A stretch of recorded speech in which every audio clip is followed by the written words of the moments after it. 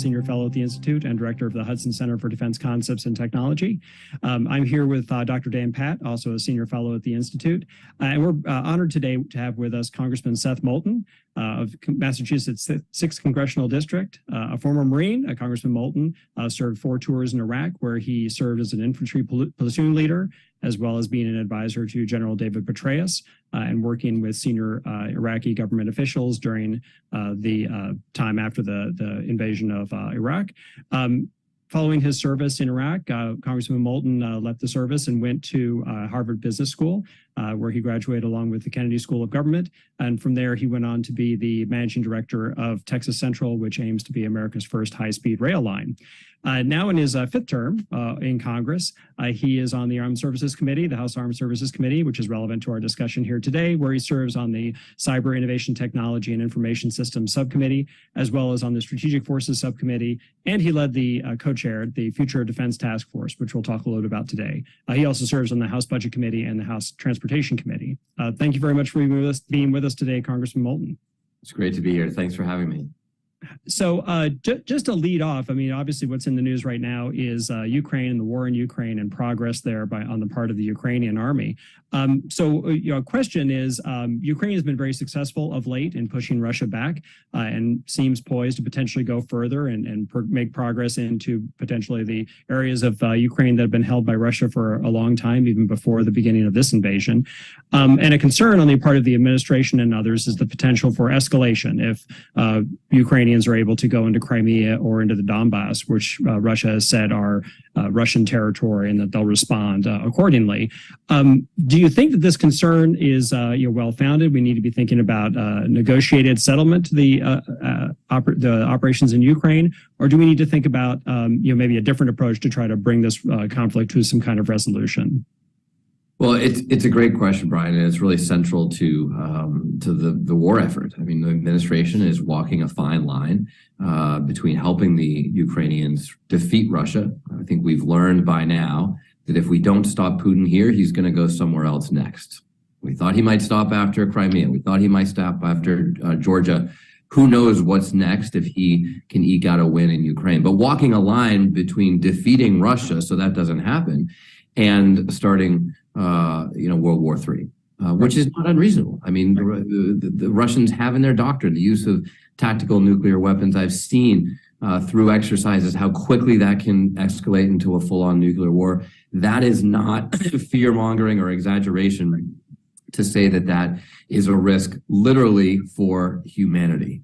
So I think the administration has actually done a remarkable job here. I was critical of the administration early on for not a sufficiently deterring conflict. I was critical of them for not supporting the Ukrainians quickly and robustly enough.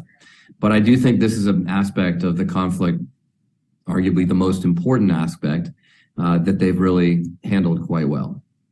Those are great points. And I think one interesting aspect of this to think about is, what does this imply for other conflicts that the U.S. might find itself in, where it's supporting a third party dealing with a aggressive neighbor like Taiwan? So the concern with a Taiwan operation is always the escalation involved in having to strike mainland targets in China to be able to successfully defend Taiwan. Do you think we need to start thinking about the implications of Ukraine and the situation it has with regard to Russia in the context of Taiwan and China as well, and start gaming out plans where we maybe don't get that opportunity to strike the mainland? Look, without question, and this was one of my first questions to Secretary Austin and Chairman Milley when they came before our committee for the first time since the war began. What lessons have we learned from Ukraine that are applicable to Taiwan? And I think there are a few that are worth running through real quickly. We've been able to kind of come, better late than never with a lot of supplies and armaments to Ukraine to get them to where they are today in the fight. We don't have that option with Taiwan. One of the first things China will do is blockade off the island. So we can't come in after the fact and supply them weapons. Everything they need for the fight, we have to have on the island to begin with. A second factor is the usefulness of the National Guard. Ukraine has shown remarkable resilience with civilians taking up arms. Many of them have been trained in the past or got quick training before the conflict. Taiwan's behind on developing a National Guard, but they are moving in the right direction, and they're, I think, just about to, if not already, have passed a law to extend National Guard training and service. So they recognize that this is an issue.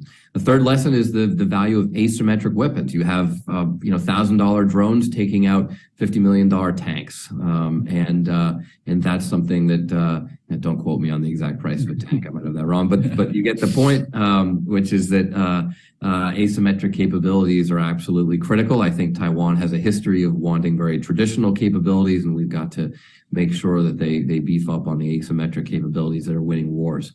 Another aspect is intelligence sharing. We've helped Ukraine a lot by sharing intelligence, and the administration really did a remarkable job of sharing intelligence with the world to forecast what Russia was about to do and derail some of their false flag plans, where they wanted to do some sort of deception, blame it on the Ukrainians. Because we told people in advance that this was coming, the Russians were caught flat-footed. So these are a lot of important lessons that apply to Taiwan. But having said that, this is a very different fight. We're not going to see a case where, 8 months into the war, America is supplying the Taiwans with the kind of continued weapons and ammunition that they need to continue the fight. We're not going to be able to just fight this through them. If China invades Taiwan and we honor our commitment to come to their defense, then a lot of Americans will die. And that's why it's so important that deterrence works in Taiwan. I think it's 1,000 times more important that deterrence succeeds in China-Taiwan than it was with Ukraine. One place where I do think there are a lot of parallels is in the fundamental motivations of the leaders, the two autocratic leaders of these nations, to do this in the first place. I think there are a lot of parallels between Putin's legacy-motivated ambitions with Ukraine and Xi's legacy-motivated ambitions with Taiwan. And that's why these situations are both dangerous. And one of the questions I sometimes get as a congressman is, what's the biggest story that nobody's talking about right now? I think the biggest, most dangerous story that nobody's talking about, never came up once in any of the midterm fights all across the nation, is China-Taiwan and the threat that is to world security. Right. Yeah, absolutely. And before we get into some more questions about some of the technology, because I think there's a great point you brought up about information and the role of information, both in managing a conflict, as we see with Ukraine today and the U.S.'s role in that, but also in trying to deter conflict and how we could better use the information environment. That's one thing we want to talk about. But before we get to that, what you talked about asymmetric capabilities and the lessons from Ukraine regarding the power that they have in terms of being able to defeat an enemy that's, coming at you and you're on the defense. Do you think that there's lessons there for the U.S. and its modernization efforts? Because we've heard the Pentagon complaining they can't get things done quickly. They don't have a very long window before we might have to face a Taiwan contingency. Should the U.S. be looking at investing in these kind of asymmetric capabilities instead of hoping that Taiwan is? Absolutely. And you see some services like the Marine Corps, and I think the Air Force as well, really leading the modernization effort. I think you see other services like the Navy and the Army really dragging their feet, not moving quickly enough. And this is something, I don't think any of the services are moving quickly enough. Congressman Gallagher and I wrote an op-ed as Marine veterans in Congress, defending the Commandant's push for modernization, his effort to get rid of tanks and artillery to make room for rockets and missiles and drones and things like this, all things that will make the frontline infantry platoon more lethal, more effective than it is today. But this is a fast-moving process. Right. And while we defended the Commandant's efforts, our one criticism was he's actually not moving fast enough. Right. And of course, you actually, on the other hand, have forces within the Pentagon and other services who are really dragging their feet on this. This is a huge risk. China is modernizing a lot faster than we are. In some respects, when we looked back, Russia was modernizing more quickly. It hasn't been as effective. But the point is that our adversaries are really moving out ahead of us, and we've got to catch up. Yeah. In your Future of Defense Task Force report, one of the things you talked about is the need for new operational concepts for experimentation. There's an emphasis on battle networks. When we look at the Ukraine, one of the things that we see is, it's not just that there are low-cost drones there, and not just that there's intelligence sharing, that these things are networked together, right? We understand the Ukrainians are using tactical information sharing systems, but with each other, they're using these drones to, populate targeting data with the aid of foreign weapons. They're using this for deep precision strikes. Like, it's remarkable how quickly this has come together. This is not battle networks that were rigorously designed over a decades-long process. There were not, rigorous requirements that were carefully vetted for this. What do you think the U.S. can learn from the coordination, the requirements, the acquisition aspects of delivering effective battle networks from what we see in the Ukraine? Great question. So, a few things. Speed is important in fielding these systems. Resiliency is key, but you don't get resiliency, to your point, just through the most sophisticated, battle-hardened, and, by the way, extremely expensive network. You get it by having redundancy. And that's what we've seen in Ukraine, where there are redundant systems. It makes it hard for Russia to take them all out at once. You obviously see tremendous integration of the commercial sector into this. Starlink is not a military system. It's a commercial system that the military has been able to use. So these are all important lessons that really fly in the face of traditional weapons development programs in the United States, where you have, decades to develop requirements and systems and test them. And by the time they get out to the field, that's a different story. I mean, I remember being in Iraq, where in the invasion, we had one Blue Force tracker for the entire battalion. And it was quite a thing when a few years later, I had one in my own Humvee. And of course, a Blue Force tracker is a moving map on a computer screen, which, that was, seemed pretty innovative in 2001. For anyone with a cell phone nowadays, that seems pretty pathetic. And when we wanted to update this Blue Force tracker, which obviously had been developed in the 80s and the 90s, we'd get out a 3.5-inch disc and spend a few hours downloading a new map. Whereas, how often do you get an update on your iPhone that just comes in when you're sleeping? So we're way behind in the military, and we've got to catch up. And we're not going to do that by just spending more money on defense and continuing to go through the same old tired acquisition process that we used to develop intercontinental ballistic missiles in the 1950s. We're going to do it by better integrating commercial technology, by moving faster, by being willing to break things, and by bringing in a much more diverse set of entrepreneurs and small companies and new companies and suppliers that can meet these needs and be competitive. That's what the rest of the world is doing, and we need to do it too. Yeah, Congressman, that's a terrific point, and Dan and I have done research that's looking at that exact question. What's interesting is you brought up the idea of resilience, which is not about actually making things more survivable individually, but making the force more capable of continuing to operate despite being attacked or being degraded. And you talked about commercial systems. Do we need to think about accepting that commercial systems will not have the same features in terms of survivability or the same kinds of hardening that we would necessarily have in a traditional military system? Just accept the fact that we're going to be buying commercial systems that are an 80% solution, a 70% solution, but because of the combined effects of that redundancy, that you get a more resilient force in the end. Because it seems like that's where a lot of the people in DoD get hung up, is this desire for a more exquisite system that meets some very specific requirements rather than something that's got a more generalized resilience. That's right. And the point is that it's a trade-off. It doesn't mean that there's never a place for nuclear hardening, for example. I mean, I would hope that our NC3 system to control our nuclear weapons has some real degree of hardening against nuclear blasts, right? But you've got to balance that, especially in a China-Taiwan scenario where we're trying to quickly get up to speed with the threat.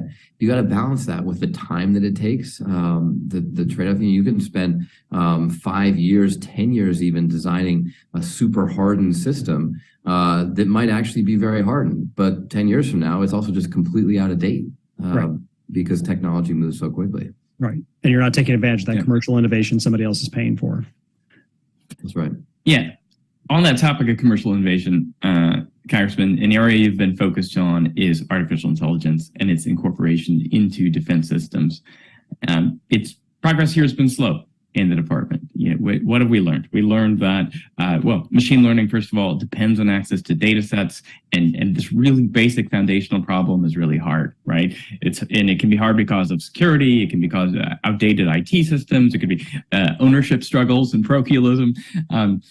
So while people maybe dream of these applications and everything from self-directing weapons to enhanced command and control systems, it feels like those visions we have for it are a long way from our current reality. And maybe that's not even talking about issues with trust, where AI tends to make surprising or counterintuitive recommendations. What do you see? It's been a couple of years since your report's been out. I know you've been tracking this issue carefully. What do you think DoD should be doing differently to pursue AI, to deliver new capability or better protect their forces? One of the recommendations we made was quite specific. We were trying to look for ways to just force DoD to do this because they're clearly not. And one point was just, every new weapon system should have sort of an AI component or capability or an ability to integrate that, because the reality is that this is the future of warfare. And again, I think that we're starting to find ourselves behind. Look, I'm a Marine. We have a lot of proud Marine pilots, but the reality is that robots fly planes better in most cases. And that's why every time you get on a commercial flight, 90% of the flight is flown by a computer, not by the pilot. That's just the reality that we live with. I mean, we literally live with that in the commercial sector every single day, and yet there's this huge reluctance to adopt it in the military. So we have, we've spent ungodly amounts of money on the F-35, much of which is meant to, keep that pilot safe. And I'm not saying that there's never going to be a role for pilots and aircraft, but I think that if we were really looking at the future, we'd be developing a lot more pilot-less aircraft than aircraft that have to keep a pilot alive just to do their job. Imagine how much you could increase the range of the F-35. You might actually be able to reach China with this weapon designed to fight China if you didn't have a pilot on board. But that's not the mindset of the military. They did some simulations where F-16. The best F-16 dogfighters were put against a computer.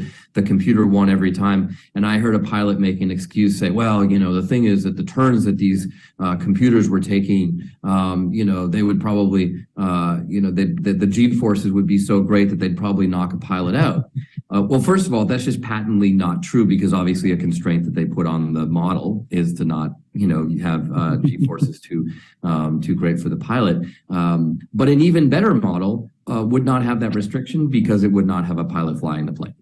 So no matter how you look at it, the AI wins. And we've got to come to terms with that and recognize that as a military. So there's a lot more to be said about this, but I want to make one point that I think is especially crucial here, which is that there's this whole other dimension to the AI discussion, which revolves around the ethics of AI, not just trusting AI. That's what we were just talking about. Do pilots trust that AI can fly an airplane? The ethics of AI, of course, govern how it's used. And this is a place where we're very, very far behind.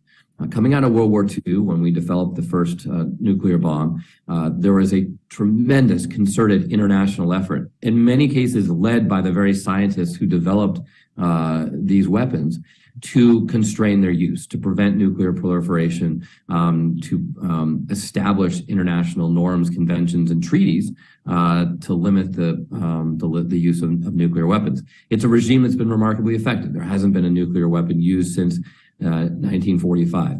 Well, there is no effort whatsoever in that department with regards to AI. And I would argue that AI-enabled weapon systems may ultimately be even more dangerous than nuclear weapons. And they're certainly headed in that trajectory if we don't have any constraints around their use. If we do not lead this effort, if we are not the ones who fundamentally set the ground rules agreed to by international treaty for the use and development of AI-enabled weapons, and we leave that to adversaries like China, then we're going to lose, because China doesn't care about civilian casualties. They don't care as much as we do about collateral damage. And so therefore, if it's a free-for-all, we are going to have more restraint on our weapon systems, more restraints than they will on theirs, and theirs will therefore probably be more lethal. So I think it's a national security imperative, not just a human imperative or an ethical imperative, that we have a major effort to establish the rules around the use and development of AI. And we're really doing next to nothing in that department. So this is a big effort of mine. This is something that I am pursuing. I had a long conversation with an AI expert in the private sector about how we can involve the private commercial sector in the development of this ethical framework. And I'm going to be pursuing that among some of my other priorities over the next Congress. Yeah. Congressman, so just so I understand that point, let me dive into that. So you're suggesting that this isn't just about the more effective weapon, that this is really about the international norm setting, the standards, the acceptance, establishing the moral high ground that the U.S. should try to occupy. Is that right?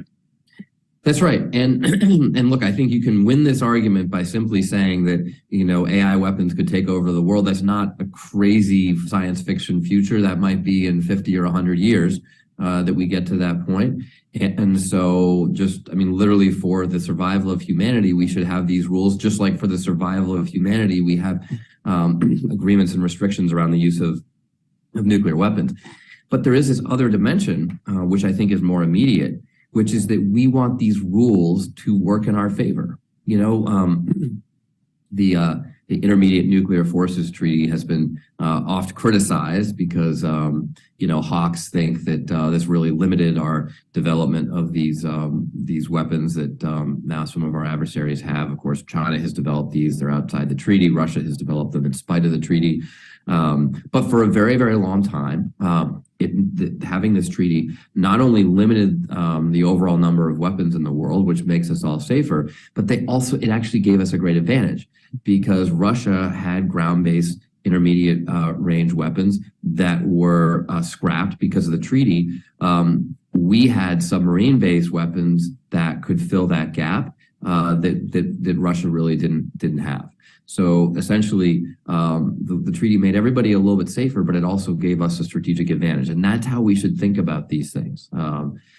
Even though I think, like I said, you could probably win the argument that this is necessary purely on the ethics. Right. So a question on that, Congressman, is one of the areas we've been looking at is the role of humans in automated weapon systems operations. So the role of human and machines working together to do command and control, for example, to build courses of action. The role of humans in helping weapons determine whether they're going after the right target or not, or make that decision as they're approaching the target. And the fact that, oftentimes you get better performance if there's a human and machine working together rather than having the machine try to do this entirely by itself. And what we found in some of the research is, AI-enabled systems this effect is exacerbated, right? So an AI-enabled weapon can be fooled into pursuing the wrong target or pursuing an ineffective course of action if you don't have a human in there to act as a check on it. Is that a way to go? Humans can be fooled too, but humans can be fooled as well. But you'd hope that, and what we've looked at is the idea that, well, between the human and the machine, maybe they're not both being fooled simultaneously. But of course, that could happen as well. The idea, though, that maybe, an ethical framework that forces humans to be involved in decisions that AI-enabled systems are making, that may, be able to enforce more ethical behavior, but it may also make us more effective. Do you think that's a path we may go on? Because I think one argument people will make is, well, why would we unilaterally disarm when China will probably not follow these rules anyway? It seems like maybe there's another path which says this is actually a more effective way to use these systems. Yeah, I think there's a lot of evidence that right now that's probably the case. And there's certainly examples throughout history of when humans have corrected systems. There was a famous example in the 1980s where all the Russian systems said that a massive incoming nuclear strike was coming, and one Russian major, I think at the time, completely disobeyed orders and said no, he didn't think that was what's going on. And we're probably having this conversation today because of that Russian general, or Russian major. So So yes, there are a lot of examples of where this is the case, but I think that, as these systems are developed, we'll find out that there are some things where you probably don't want a human involved. A defensive, an anti-missile defense on a ship that's supposed to take out an incoming anti-ship missile, like that has to happen so quickly. You probably just want the computer running that. But then there are a lot of other places where together working with computers, humans, and AI together can make better decisions. Right. Yeah, but back on the technology side for just a minute. Frameworks aside, it feels like there's so much progress to be made here. I mean, you've recently taken the department to task on its challenges in agile acquisition, in effective innovation, and especially around this theme of commercial technologies, software, which they feel like the underpinnings of what you point out to be so much of modern military capability. I know you've pursued legislative initiatives in the past couple of years. Like, is this something that you still plan to pursue? Is this also a priority for you? Oh, no. And do you have some specific ideas of new things that maybe, or what else can the DoD be doing to better leverage the commercial sector? If we were to go through the list, it would take another couple hours, so I won't try to do that. But let me just emphasize once again, we're really behind here. We're really behind. So we released the Future Defense Task Force report a couple years ago. We just more recently released a report card where we track the progress on different initiatives, what's moving ahead, what's not. But through all of this, it's not just working on these problems; it's solving them quickly. Time really is of the essence. Time is especially of the essence when it comes to deterring a conflict with China over Taiwan. We've got to prove to Xi Jinping and the Chinese military that we're going to stop them in their tracks. And we've got to prove that to them before they decide to invade. Having all the capabilities we need to deter China ready to go by 2032 is probably too late. And so speed really matters. So this is, really fundamentally, my number one focus on the House Armed Services Committee is improving modernization and innovation, supporting the services when they're doing the right thing, like the Marine Corps, but driving the services, all of them, to do more and to do more quickly. So on that note, one of the challenges the services have, especially like the Army and the Navy, where they've got a lot of force structure that they currently have oriented around maybe one way of fighting. It's going to be very difficult for them to build their forces up rapidly or change them over very quickly. The Marine Corps has a little bit easier time of that, I think, because it can be more agile and it's smaller. What are some of the ways that we can get more out of the force we have? It sounds like, one idea is we need to start incorporating asymmetric commercial technologies that are probably faster to acquire than traditional military systems.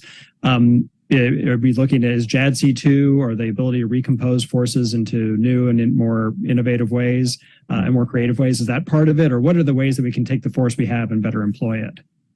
Let me just start with the premise of your question, which is that the Marine Corps has an advantage in agility. The Army and the Navy are slower to change. You don't get to use that excuse with China. Mm-hmm. If China invades and our Army's not ready, you don't get to say, well, that's not really fair because our Army's big and hard to change. That's ridiculous. If the Army's too big, maybe we need to cut it down. If the Navy's too slow to change, then we need better leaders at the Navy. I mean, these are just absolutely not acceptable excuses. So regardless of what the particular system is, we've got to make sure that all of our services are modernizing quickly enough to meet the threat. The Army and the Navy are not. I mean, I would argue again that the Marine Corps isn't even moving quickly enough, but they're moving a hell of a lot faster than the Army and the Navy. The Army and the Navy have no excuses. They've got to meet the threat. Doesn't matter what their history is, their past, or their force structure. So that's the first point that I think is absolutely critical to make. We used to talk about how China has this 1 million-man army. But the 1 million-man army is actually kind of a handicap because they have so many people. They're actually very poorly trained. It takes a lot of money and resources to support this 1 million-man army. Well, guess what? China recognized that problem. And they changed their force structure dramatically. They changed their investment structure dramatically. They don't spend a ton of money just supporting a bunch of conscripted troops. They're investing in missiles that kill aircraft carriers, which, by the way, cost about, I don't know, 1/1250th the cost of an aircraft carrier. So they get 1,250 shots for one aircraft carrier. That's not math that works well for us. So I just have no patience with the Army and the Navy and their excuses here. They've got to rapidly modernize, and if that means cutting force structure so that they can afford other things, well, guess what? That's exactly what the Marine Corps is doing. They ought to follow suit. So to pull on that a little bit, one thing the Navy has been trying to do is divest of a lot of existing force structure to try to free up the money and the people to be able to devote to new capabilities. But they've been very slow to invest in those new capabilities. So they've been shedding or wanting to shed ships, and they maybe haven't been successful in doing that. But they've been really slow in fielding the new unmanned systems, the new smaller ships that they've been trying to replace them with to get this more distributed, more recomposable force, I guess. Can Congress help spur the Navy and the Army in this case to buy the new things they need to buy more quickly? Because it seems like they're okay with shedding the old stuff, but they are terrible at buying the new stuff. Well, I think it's a bit of a balance. And yes, Congress can do more to encourage this. Congress can also just not get in the way. And let's be honest, there have been many times when it's been Congress that has held up this modernization because we insist on holding on to the old things. And that's usually for local domestic politics, and that's wrong. And as a freshman, I think I had a big debate during the NDA markup about whether or not we should go against the wishes of the Air Force and force them to retain A-10s. And everybody loves A-10s. I get it. A-10s supported me in Iraq. I also saw A-10s kill a bunch of Marines. Not literally there, but my first sergeant was there. So they're far from perfect. But here's the point. The Air Force actually wanted to modernize, put that money into future systems that we need to fight China. Congress held them back. And some people came to me afterwards and said, well, Seth, this was easy for you to carry the water. But, the person on the other side had a lot of A-10 equities. The person who had the amendment to force the Air Force to hang on to the A-10s just happened to represent the largest A-10 base in the world, just happened to have the closest congressional race in the country, and just happened to be an A-10 pilot herself. But it's our job as members of Congress looking out for our national security to step away from those selfish equities and do the right thing for the country. And as it happened, the new engines for the A-10 that would be bought as a part of this amendment are made at the largest factory, the largest employer in the toughest city in my district. But I accepted the responsibility in carrying the water for this amendment, literally risking taking away jobs from my aircraft engine plan. I said, this is the right thing for our national security. It's my responsibility to do the right thing for our national security and then go back to Lynn, Massachusetts and explain to the workers at that plant why we had to make this tough decision. That's what we need to see more of from Congress as well. But on the spurring innovation side, look, we're constantly talking about acquisition reform. There's a joke that if we could just get China, instead of stealing F-35 plans, to steal our federal acquisition requirements and start following those, then we'd actually win this race. We clearly need to dramatically change the FAR, the federal acquisition requirements. Right. But before we can get there, we probably just need to double down on programs within DoD that are working well. And that's why you see a lot of members of Congress fighting for funding for programs like the Defense Innovation Unit, DIU, because look, none of these groups is perfect, but they have proven time and again that they can field equipment and capabilities more quickly than the traditional acquisition system. Right. And the traditional acquisition system seems to have a very tough time with new systems like unmanned systems where the requirements probably not well defined in advance and they're having to do some kind of iterative process of development and work with the operator. Exactly right. It's challenging for them to think through because arguably there's enough authorities out there for them to do these acquisition processes more quickly. It's just they fail to be able to execute because they just are incapable of getting out of that traditional mindset. Yeah, I mean, that's a pretty in the weeds point, but you're absolutely right. That's actually one of the things we determined on our Future Defense Task Force, that a lot of the things that we wanted the services to do didn't actually require new authorities from Congress, because Congress actually already provided those authorities. The services aren't taking advantage of them. I'll give you an example outside of the acquisition process. Several years ago, we gave the authorities to the services to change their promotion system, to take experts in and just bring them in at higher ranks. That kind of flexibility is clearly something that we need to hire and retain the kinds of talented personnel that are needed to man these sophisticated new weapon systems. We're competing for cyber warriors against all the private sector cyber companies like Apple and Google and all the and Microsoft and all the companies that actually focus on cyber in particular. And it turns out that we actually have given the services those authorities, but they haven't used them. Right. Yeah, which is pretty relevant today, considering the services are talking about recruiting and retention challenges, being able to meet their not only their quotas for recruiting, but just to keep people in the service when there's other opportunities elsewhere.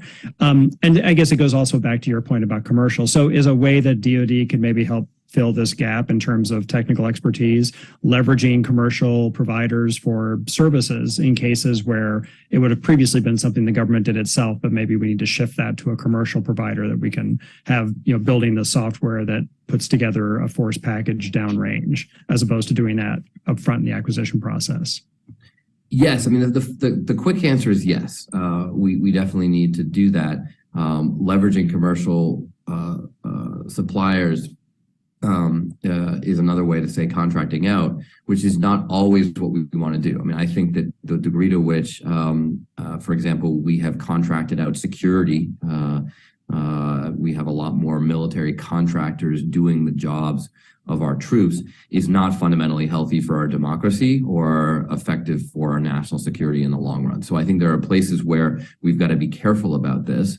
I don't think that having an army of contractors, essentially a mercenary army fighting our wars, is where we want to get. Because when the going gets tough, they're going to be looking at their paycheck rather than their values as to why they're there. And that's not going to be an effective fighting force. Right. But there are places where we absolutely need to be more flexible with this. And that's really the point. And I think if you look back to, to a conflict like World War II, where we look at sometimes sort of, it seems like the America really came together as best we can, certainly there are a lot of places where we've leveraged the commercial sector. We had entire commercial factories just turned over to military production, and they weren't run by soldiers or Marines. They were run by civilians. And you also, by the way, had much more flexible promotions. There are a lot of lessons, ironically, that we can still still use from World War II, I think. Just really briefly on that point, I do think that's such an interesting period in time. And, one of the lessons that I learned about, World War II mobilization is, you grew up in Michigan near the Willow Run bomber plant, that while it was a commercial plant and commercially run, like the designs for the aircraft didn't come from Ford Motor Company. No, there was a defense industry doing that, right? That industrial mobilization represented this really interesting union of commercial capability. And there, at this period in America's history, right, it was about mass production. It was about being able to, repeatably manufacture at scale, marrying up that unique commercial capability with defense capability. And the government orchestrated that. And I do wonder if our challenge today isn't similar. Except now our economic driver is in information technologies. It is, expressed in data and software and AI. And, we need to leverage those commercial talents together with the national security specific applications. That's absolutely right. And the integration piece is key. I think going into the Future Defense Task Force report, there were some people, and this tends to be, not to break this down by ideology, but it's sort of an interesting debate. There tend to be more conservatives who say we just need to use the commercial sector. And then the more liberal position is usually we need to give the government money. A place where you really see this applicable is in research budgets. A lot of times It's Democrats who are defending the money for basic scientific research at universities, whereas Republicans are saying, hey, we don't need that. The commercial sector is developing things more quickly. And the overwhelming bipartisan conclusion of the Future Defense Task Force was that we absolutely need both. That there are places where we should be leveraging the commercial sector way more, but the commercial sector gets a lot of their basic technology from the basic research science that's done by universities that they're never going to support because it's too risky, and you need government funding for that as well. But when you get to the mobilization piece, as you were saying, Dan, a lot of this is about integration. It's about using the talents of the defense industry and leveraging them more broadly with all the resources and the innovation of the broader commercial sector. And you know who's doing this really well?